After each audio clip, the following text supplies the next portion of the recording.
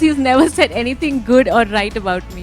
अच्छा काम करना चाहते हैं, अच्छे डायरेक्टर्स, अच्छे लोगों के साथ काम करना चाहते हैं, एक अच्छा कैरेक्टर मिले तो एक सेटिस्फैक्शन होता है. Mary is a woman that every man wants to Mary.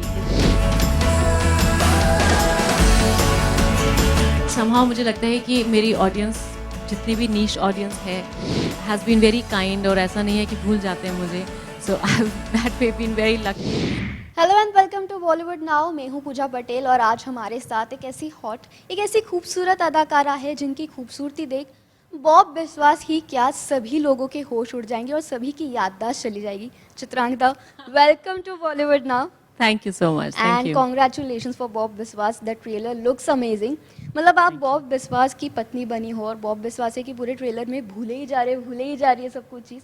तो कैसे मैनेज कर लेती हो आप सब?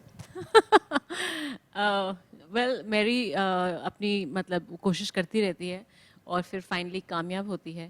वो आपको मतलब फिल्म देखकर पता चलेगा कि कितनी उसको कोशिश करनी पड़ती है.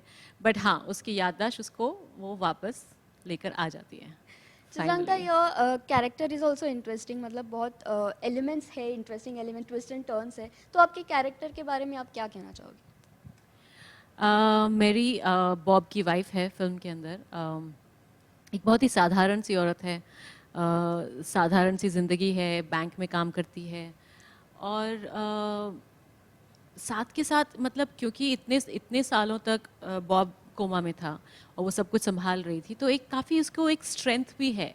Weak, of course she has a weak moments, लेकिन there is a strength in her character और एक डिग्निटी है बड़ी. मतलब जब आपके पास रिसोर्सेज कम होते हैं और आपकी नीड्स भी होती हैं सब कुछ, लेकिन फिर भी there is a dignity to her. एक स्ट्रेंथ है एंड एक काइंडनेस भी, बहुत बहुत काइंड, एक बहुत ही लविंग हार्ट. मतलब वो जितना भी है, जो भी वो छोटा सा घर है, उसके बच्चे हैं और अब जैसे बॉब को कुछ याद नहीं है तो वो दुख को थोड़ा बहुत कहीं ना कहीं उसको ऑफ कोर्स छुपाती भी है, लेकिन क्योंकि डॉक्टर ने बोला है नॉर्मल रहने के लिए उसके सामने, तो वो भी करती है. So she is actually in between a lot of things and काफ़ी चीज़ें उसके लेयर्स में हैं जो मतलब वो प्ले कर रही है.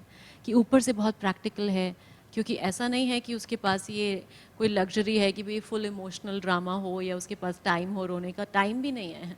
When you are working and you belong जहाँ पे आपके पास कम पैसे हैं, तो that luxury of emotion and वो सब नहीं होता है. आपको जो प्रैक्टिकल काम है वो करने हैं.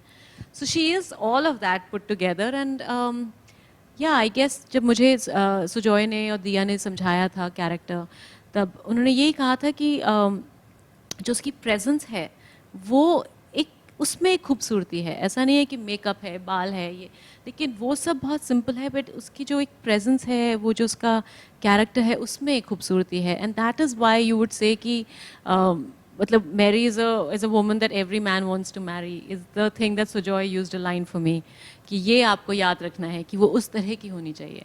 That she makes a home for you. वो आपको एक घर की जो फीलिंग आती है.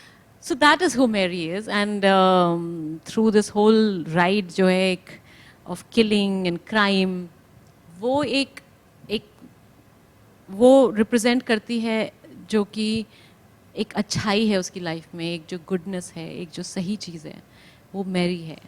and that is who she is in the film. हमने देखा कि आप फिल्म्स बहुत सिलेक्टिव करते हो और मतलब जो भी रहते हैं बहुत कमाल के रहते हैं. So is there any specific reason behind choosing few scripts, ऐसा कुछ? रीज़न यही है कि आप अच्छा काम करना चाहते हैं, अच्छे डायरेक्टर्स, अच्छे लोगों के साथ काम करना चाहते हैं, एक अच्छा कैरेक्टर मिले तो एक सेटिस्फैक्शन होता है. और आप मतलब अगर, और ये ज़रूरी होता है कभी कभी कि आपको रेलिवेंट रहने के लिए या विजिबल रहने के लिए काम करना पड़ता है. बट समहाउ मुझे लगता है कि मेरी ऑडियंस जितनी भी नीश ऑडियंस है हैज़ बीन वेरी काइंड, और ऐसा नहीं है कि भूल जाते हैं मुझे. So I have that way been very lucky and very thankful. So जब कोई अच्छा काम आता है तो I kind of wait for it. उससे जो एक खुशी, एक सेटिस्फैक्शन मिलता है, I think that's very important. So since you are working with Abhishek in this film, हमने देखा है कि वो हमेशा प्रैंक या फिर जोक करते ही रहते हैं. We have seen him commenting on your reels too and you have replied to. So set पर कैसा माहौल रहता था? क्या कुछ फन मोमेंट्स होते थे? मैंने पहली बार अभिषेक को मुझे प्रेज करते हुए ये इंटरव्यूज में सुना है otherwise he is never said anything good और right about me.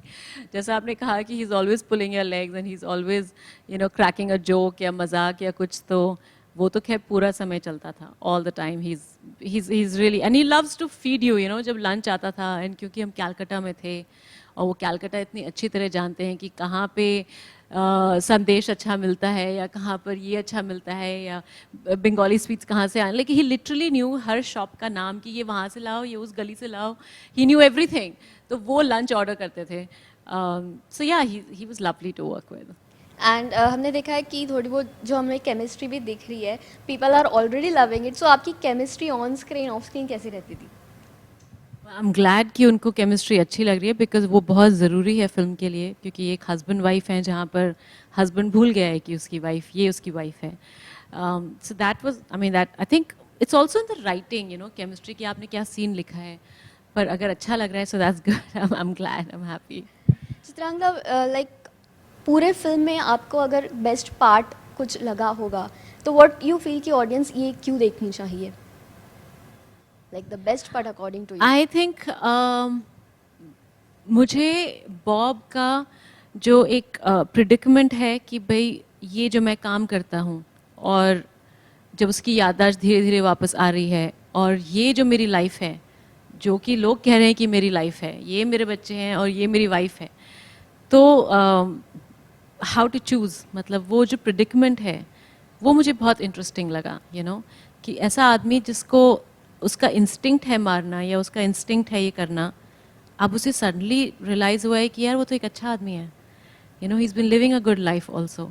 So that predicament मुझे लगता है कि is the twist, is the interesting part. So जाते जाते आप अपने फैंस को क्या कहना चाहोगे और बॉब बिस्वास के साथ क्या कहना चाहोगे? Well, I just want to say firstly कि thank you for always supporting my work. चाहे मैं कितना ही कम करूं, लेकिन आप सब ने मुझे इतना प्यार दिया है for the amount of work I've done. Thank you for that.